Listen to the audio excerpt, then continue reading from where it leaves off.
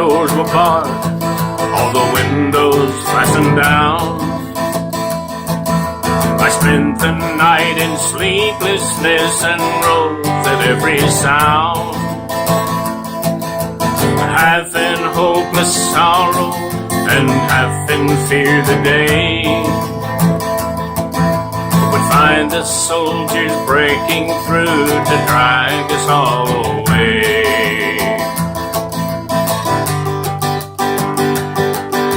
But just before the sunrise, I heard something at the wall.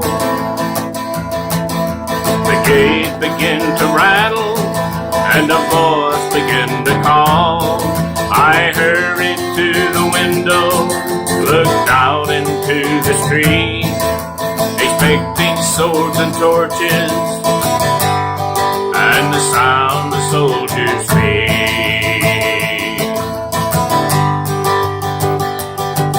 There was no one there but Mary, so I went down to let her in.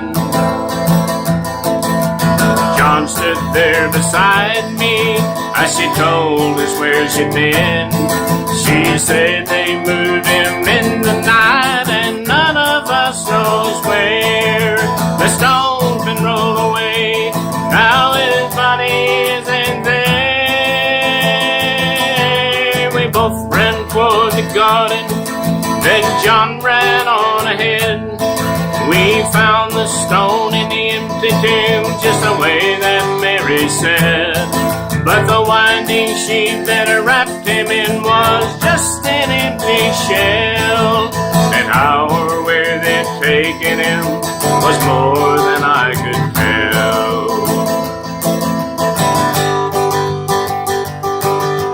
Back in the house again, the guilt and the anguish came. Everything I promised him just added to my shame. But at last when it came to choices, out of night I knew his name.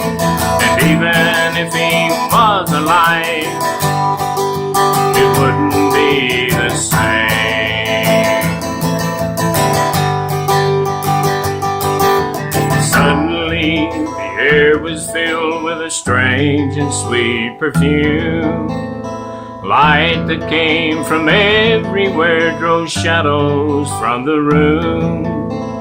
Jesus stood before me with his arms held open wide, and I fell down on my knees and just clung to him and cried.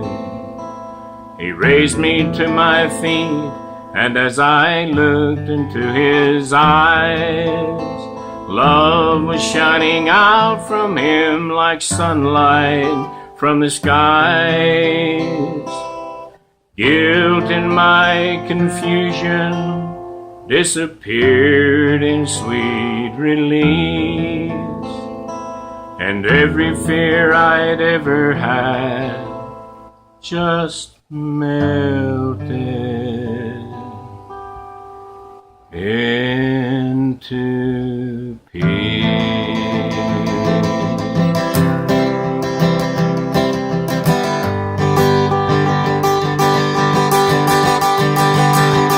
He's alive, he's alive, and I'm forgiven. Heaven's gates are open wide. He's alive, he's alive, and I'm forgiven.